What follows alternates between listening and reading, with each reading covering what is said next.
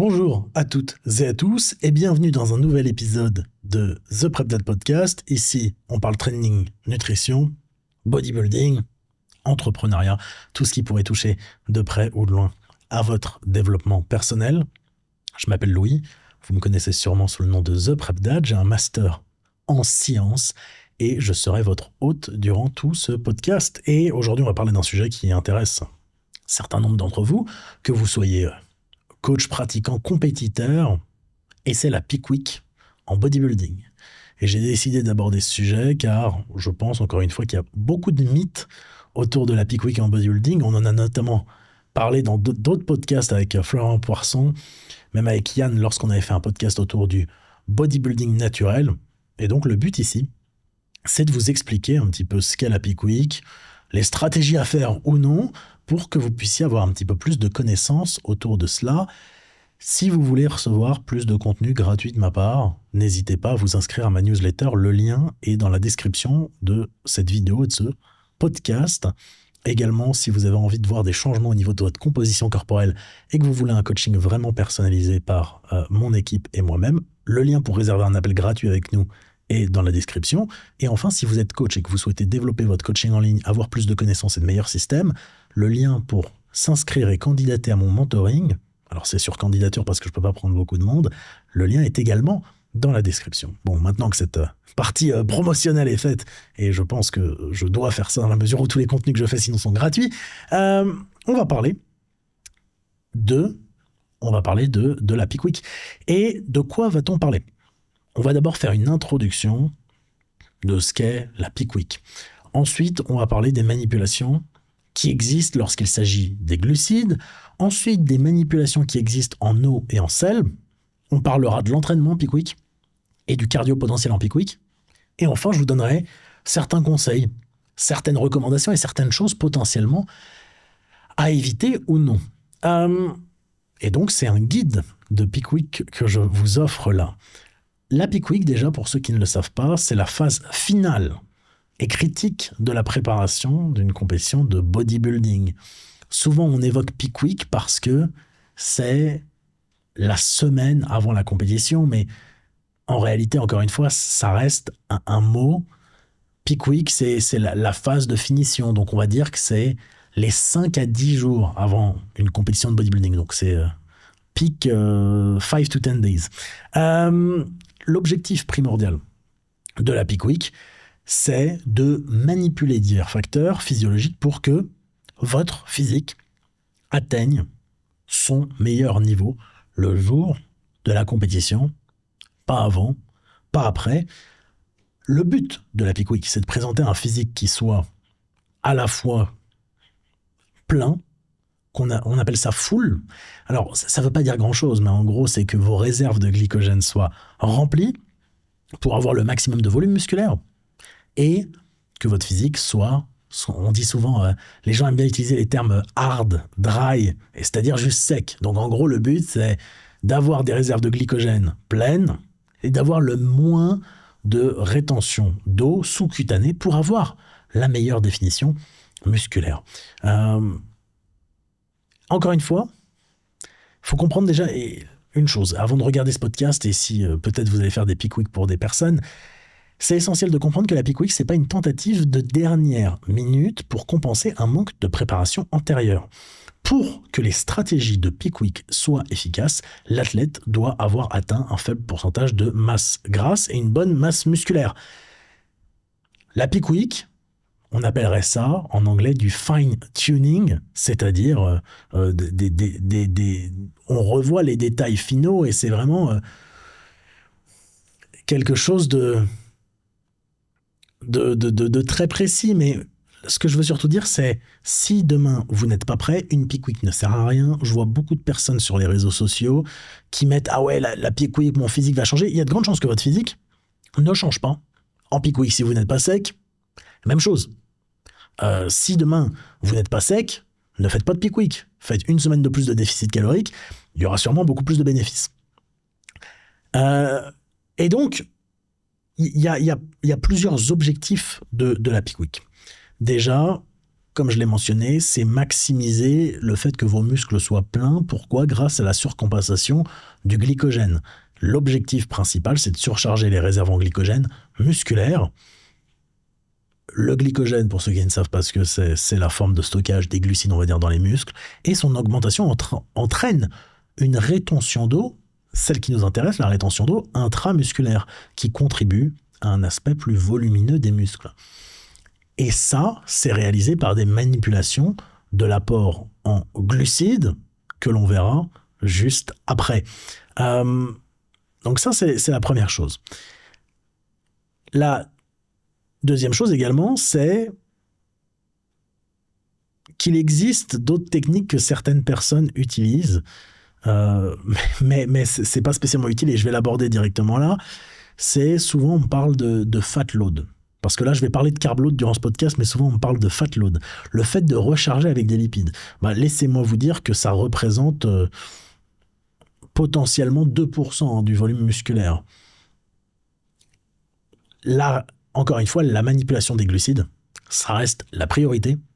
Le fat load n'est pas la priorité. Pour, encore une fois, alors parce qu'en fait, la théorie du fat load, c'est que vous avez, encore une fois, une forme de stockage de triglycérides dans les muscles, ce qu'on appelle IMT, triglycérides intramusculaires.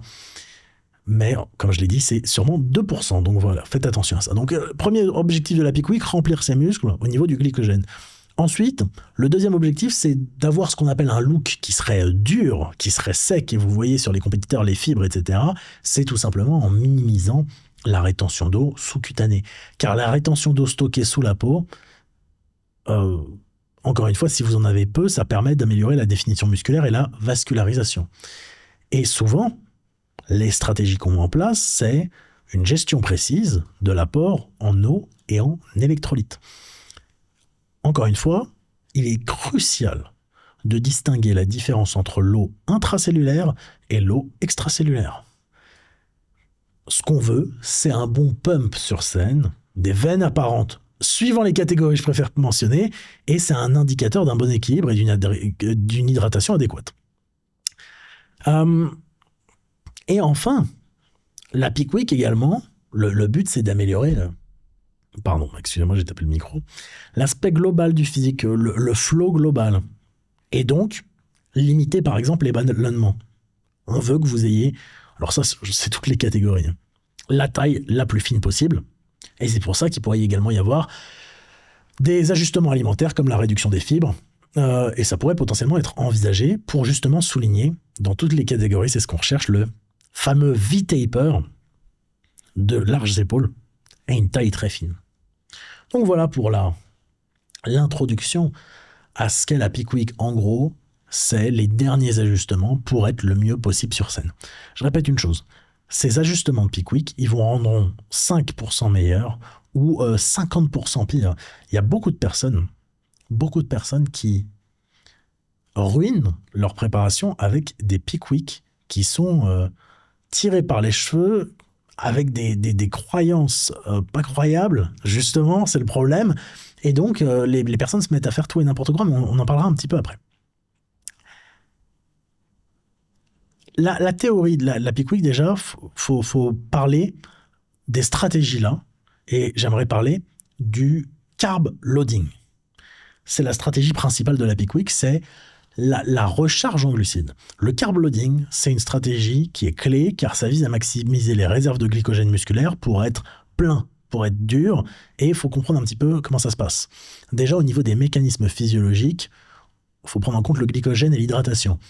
Le glycogène, c'est une forme de stockage du glucose et c'est essentiel pour l'énergie musculaire. Chaque gramme de glycogène stocké attire 3 à 4 grammes d'eau, ce qui va gonfler en quelque sorte les cellules musculaires. Ensuite, potentiellement, ce que certaines personnes font, c'est une phase de déplétion et de surcharge. Une phase initiale de déplétion, c'est-à-dire un faible apport en glucides, ça vide les réserves en glycogène, suivi d'une phase en surcharge qui provoque une surcompensation qui peut stocker plus de glycogène que la normale. Est-ce que c'est la meilleure stratégie? Je dis pas ça, mais c'est pour vous expliquer. Et enfin, au niveau du sodium, le sodium, il est indispensable à l'absorption du glucose par certains transporteurs qui facilitent le stockage du glycogène. On a plusieurs stratégies lorsqu'il s'agit des recharges en glucides, et vous en avez peut-être déjà entendu parler, ce qu'on appellerait le front load, le back load et la recharge linéaire. Tout d'abord, la recharge linéaire, le linear load, c'est une des stratégies de carb loading les plus utilisées. Et surtout, cette méthode, elle consiste en une augmentation linéaire de l'apport en nourriture et une diminution de l'activité physique à l'approche d'une compétition. Comment faire un linear load? C'est très simple. Vous augmentez progressivement vos glucides. Il n'y a pas de chiffre précis, mais 5 à 10% par jour, jusqu'à atteindre ce look que vous recherchez qui est rond. Et ensuite, vous maintenez cet apport en regardant votre physique jusqu'à la compétition. Les avantages du linear load, c'est déjà la prévisibilité, c'est-à-dire que vous pouvez savoir, encore une fois, à quoi vous allez ressembler et prédire, plutôt que d'avoir des changements rapides. Vous avez une réduction également des problèmes gastro-intestinaux, parce que, encore une fois, vous allez recharger plus progressivement. Également, ça convient, et c'est surtout ça le but. Pour les personnes prêtes en avance, c'est sûrement la chose idéale, parce que c'est pas... vous essayez pas de recoudre quelque chose lors des dernières minutes. Et enfin, également, par rapport au linear load, c'est facile à évaluer. C'est-à-dire que c'est l'approche la plus prévisible et la plus prudente. Ça permet d'évaluer facilement ce qui vous fait progresser lors de la peak week. Encore une fois, ça sera plus facile justement de trouver le look que vous recherchez le jour du show grâce à ce linear load. Et également, c'est un type de recharge qui peut être utilisé pour les compétitions multiples. Et lorsqu'également, vous n'avez pas le temps de tester une peak week au préalable. Et enfin, vous avez moins de risques de ce qu'on appelle de spilling. Il y a moins de risques de rétention d'eau sous-cutanée. Ça, c'est la première approche. Et spoiler alert, c'est l'approche que je favorise avec les personnes que je coach et qui, pour le grand nombre, arrivent prêtes sur scène. Et si vous regardez des approches où j'ai fait du linear load, avec Yann, on avait fait du linear load, il a gagné. Avec Florian, on avait fait du linear load, il avait fini deuxième. Clémentine, on avait fait du linear load, elle a fini deuxième aussi. Tiffany, on a fait du linear load, elle a gagné sa carte pro. Naomi, on a fait du linear load, elle a gagné sa carte pro. Alors, c'est évidemment... j'ai pas envie de dire c'est un argument d'autorité quand je dis ça, mais c'est juste pour vous dire que c'est une approche qui est prévisible. Plus vous avez une approche prévisible comme ça, moins vous avez de chances d'échouer. Et ça, c'est le but. Parce qu'encore une fois, vous avez peut-être qu'une opportunité de coacher certaines personnes. Donc le but, c'est de ne pas vous louper. Maintenant qu'on a vu le linear load, vous avez d'autres manières de faire. Vous avez le backload. Le backload, ça consiste à concentrer l'apport en glucides 1 à 3 jours avant la compétition. Et vous avez une grosse augmentation des glucides la plupart du temps, 8 à 12 grammes par kilogramme par jour, les jours précédant la compétition. Pourquoi est-ce que le backload peut être approprié? Ça peut être approprié déjà pour les personnes qui sont prêtes tardivement, ou pas à temps, ou juste à temps, pardon. Encore une fois, c'est si vous voyez que la condition de l'athlète est parfaite que 3 jours avant la compétition, bah peut-être que le backload, ça sera utile à ce moment-là. Également, le backload, c'est approprié si vous devez respecter une limite de poids. Parce qu'encore une fois, certaines compétitions, vous n'avez qu'un certain temps pour recharger si vous devez vraiment atteindre un poids. Donc ça, c'est également à prendre en compte. Et également, c'est adapté pour des personnes qui ont besoin très élevé en glucides. Ça pourrait être adapté. Également, ça pourrait être adapté si vous voyez que l'athlète a une réponse rapide au refeed. C'est-à-dire que si vous voyez que vos clients réagissent relativement bien durant la peak week, ça pourrait être une approche à utiliser. Et également, selon moi, c'est applicable si vous avez en amont déjà des données autour de refeed que vous auriez fait avec votre client.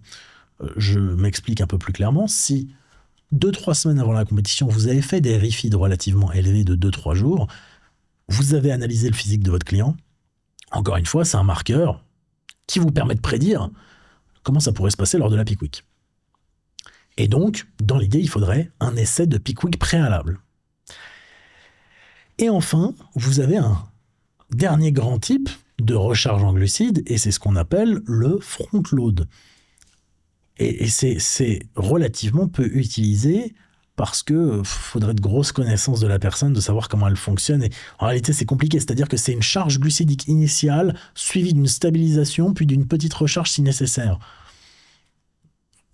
Quand est-ce qu'un front load pourrait être utile ? Potentiellement, si un athlète a une tolérance limitée et des problèmes gastro-intestinaux, c'est-à-dire que ça serait peut-être utile de recharger en avance, ensuite de stabiliser et de faire une petite recharge. Peut-être également si l'athlète est tellement épuisé qu'il a besoin de beaucoup plus de jours de recharge.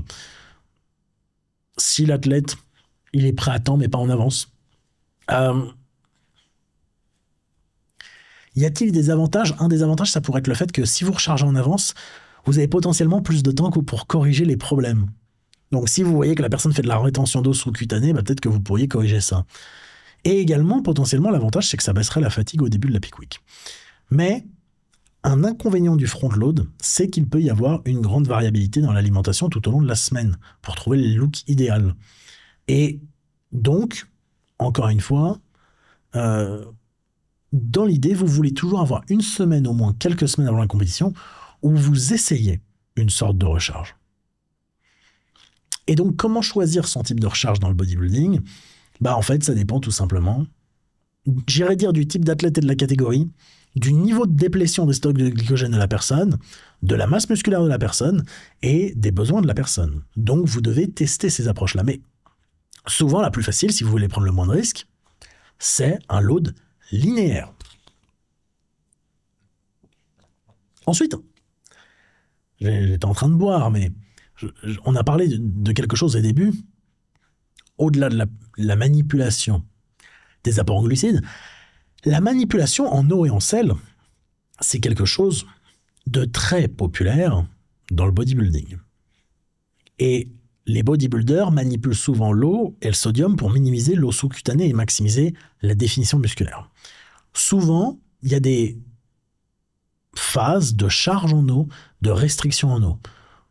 Le chargement en eau, c'est-à-dire consommer de grandes quantités d'eau au début de la semaine, la théorie est que cela augmente naturellement l'excrétion de liquide dans le but d'éliminer préférentiellement l'eau sous-cutanée.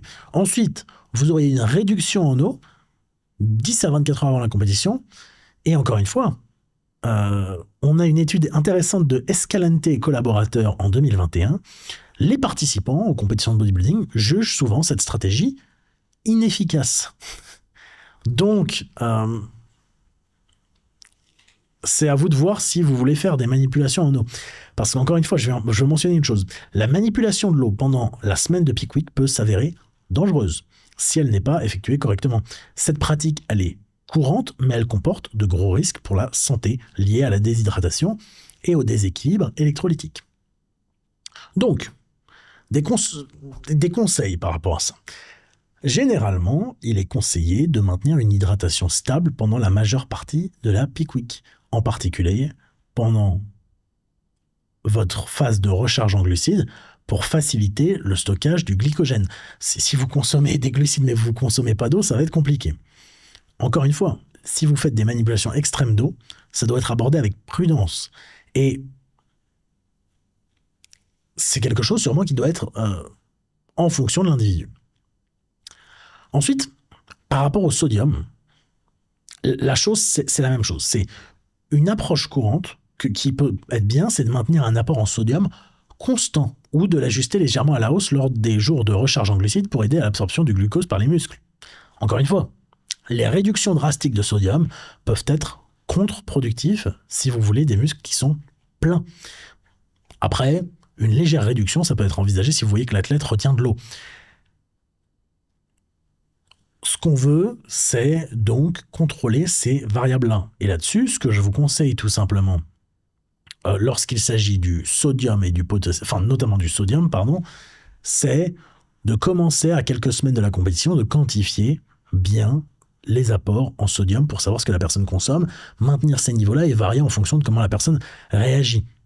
Mais donc faites attention à ça.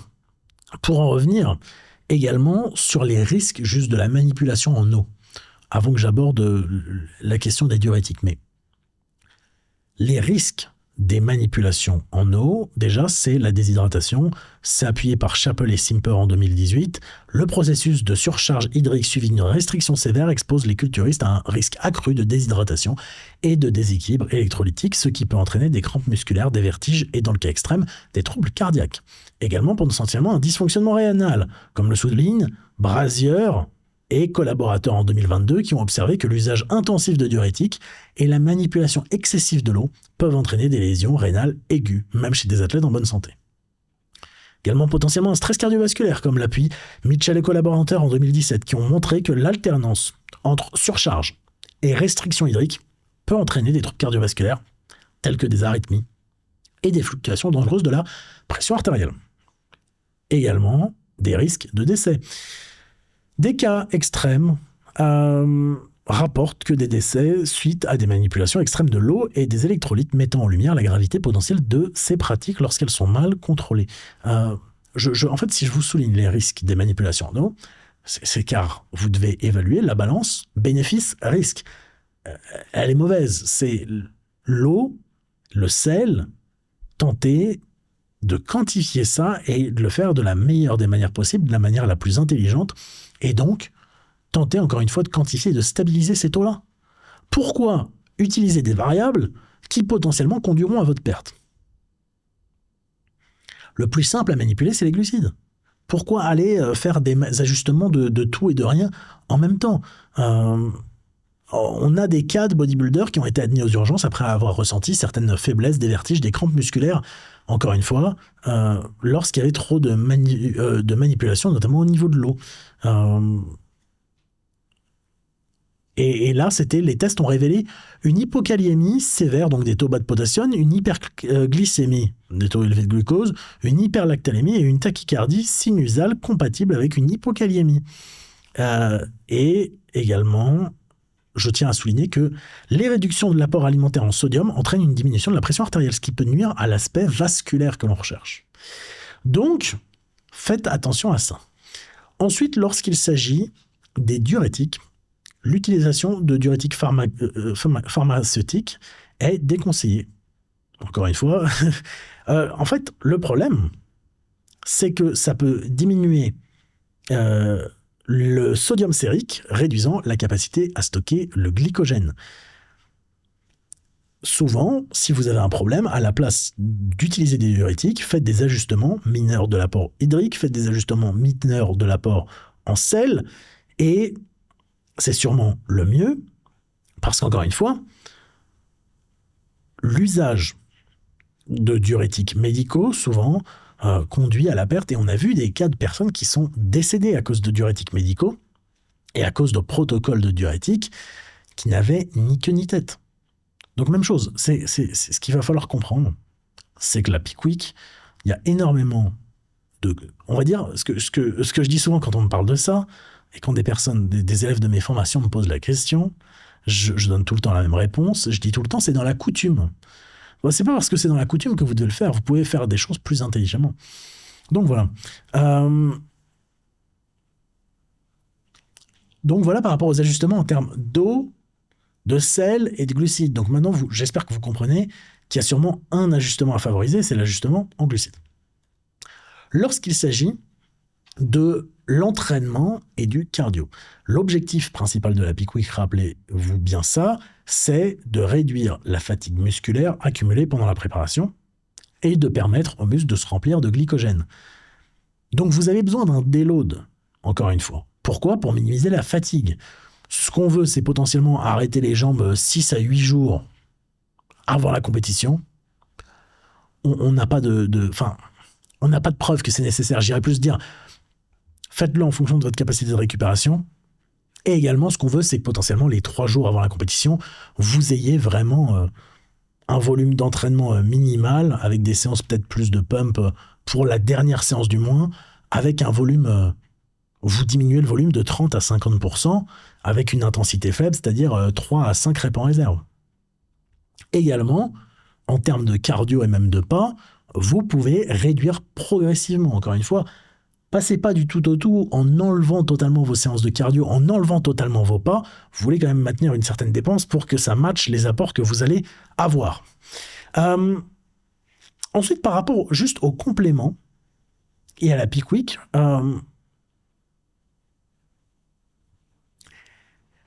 lorsqu'il s'agit notamment de créatine, est-ce que vous devez arrêter la créatine pour la peak week? Non, si vous preniez de la créatine, continuez à en prendre. Encore une fois, ça peut aider à maximiser la rétention d'eau intramusculaire. Potentiellement, pour optimiser le repos et la récupération par contre, arrêtez les pré-workouts avec des stimulants.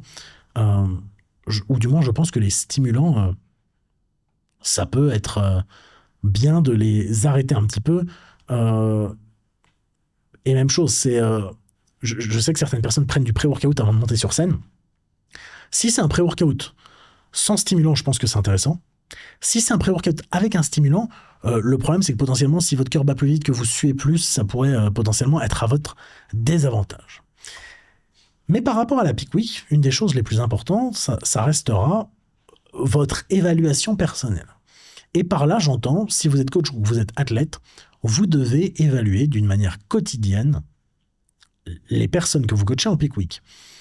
Vous devez regarder les photos avant et après les repas, avant plusieurs repas, bien contrôler l'apport en eau, bien contrôler l'apport en sel, avoir la nutrition la plus millimétrée possible. Donc essayez, même chose, d'évaluer le niveau de fatigue, l'impact du cardio, des pas, du posing et de l'entraînement. En termes de conditions physiques, ce que vous pouvez faire, c'est que si l'athlète, il est sec mais il devient plat, vous augmentez les glucides. Si la condition, elle est bonne et que le poids est stable, vous pouvez rester à peu près pareil. Également, n'oubliez pas lors d'une peak week d'évaluer la rétention d'eau versus la rétention de masse grasse. C'est encore une fois, c'est évaluer les variables liées à la fatigue et à la rétention d'eau pour planifier d'éventuelles manipulations si nécessaire. Et encore une fois, demandez-vous toujours lorsque vous regardez un physique, est-ce que c'est de l'eau ou est-ce que c'est du gras? Également, lorsque vous allez faire des grosses recharges potentiellement en peak week, évaluez toujours la tolérance gastro-intestinale aux aliments. Surveillez tout inconfort digestif. Mais ça doit être fait en amont. En réalité, je vous dis pendant la peak week, mais ça, vous auriez dû le faire il y a bien longtemps. Et également, même chose, c'est par rapport aux limites de poids, ajuster la nutrition et la dépense pour minimiser la fatigue s'il y a des limites de poids qui doivent être respectées. Par rapport justement au poids, en peak week, le poids, c'est très important. Pourquoi? Parce que quand vous êtes très sec, en réalité, la balance, c'est un de vos plus grands alliés. Bah oui, parce que ça peut vous indiquer si potentiellement vous allez être plus ou moins plat, si vous faites peut-être un peu plus de rétention d'eau, si votre poids bondit un petit peu trop, je pense que c'est bien. Également, par rapport à la peak week, et je le répète par rapport au début du podcast, vous devez faire des essais avant.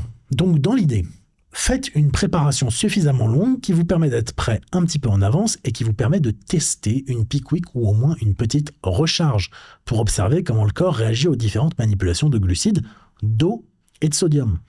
Encore une fois, ça permettra d'affiner la stratégie pour le jour J. Mais la peak week, c'est également à individualiser en fonction de la personne, de la catégorie. Vous n'allez pas faire la même chose pour quelqu'un de bikini que ce que vous allez faire pour quelqu'un qui est en open bodybuilding.